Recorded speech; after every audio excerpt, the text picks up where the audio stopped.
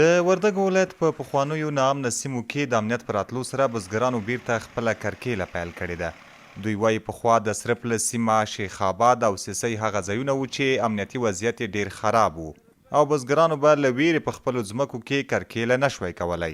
دوی وایي موږ به چې د سړک تر غاړې ځمکې وکرلې بیا به یې پالنه ډېر سخت کار و، ځکه په خبره یې هره ورځ به جنګونه کېدل چې نه مو شپه او نه مو هم ورځ په ارامه وه. دوی زیاتوي ډیر کله داسې هم شوي دي چې کله به جنګ پیل شو موږ به ترمنځ بند پاتې شو چې بیا به په ساعتونو په لښتیو کې پراته وو تر څو جنګ پای ته ورسیږي.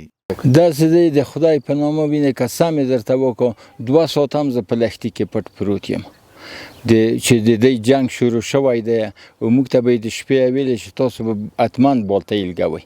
اخر به مو بالتۍ هم لګولې وه چې ټک و ټوک به شا نه به یې د بالتۍ پروا درلوده نه د ښه نه د بد. زیتونه به هرې خواته مرمۍ او باران و. 2 ساعت هم مو په لندو اوبو کې په لښتي کې تېر کړي دي. دا پوستې به وې چې هر سړی به ویشتو په فصل کې بل ګاوې ویشتلی به چې که جنګ وکړو نو اوس به ټکونه در باندې کړل.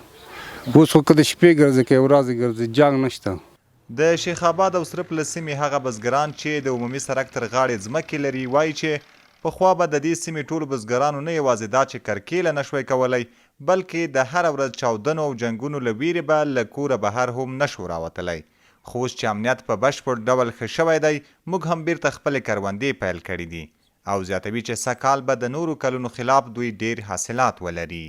پخوا خو دلته جنګونه او پخوا ماینونه یې ایښول نو موږ نشوی کولی چې دا مځکې وکرو. جمعیت راغلی اوس غواړو چې بیرته یې جوړ کړو، بیرته یې آباد یې کړو، پال یې کړو، ویې کړو. ډېر نه شو ورتله، ډېر تللو هم ډېر په وهم او په ترس باندې ډېر سخت جنګ و. د ټولو ساحه کې کروندګر بالکل د خپلو کوټو او د خپلو هغه نه بیخي د مځکو ته نه شوی رتللی.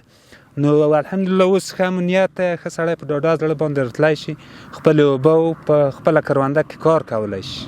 د میدان وردګو ولایت په پخوانیو ناامنه سیمو کې نه یوازې دا چې بزګرانو خپله کرکیله پیل کړې ده بلکې د سره پله سیمه چې ډېرې ښکلې منظرې هم لري د امنیت په راتلو سره یې د سیلانیانو پام ځان ته راړولی دی چې د کندهار او په دې مسیر د پرتو ولایتونو خلک ورته د سیل لپاره راځي او له خپلو ملګرو او کورنیو سره دلته میلې کوي.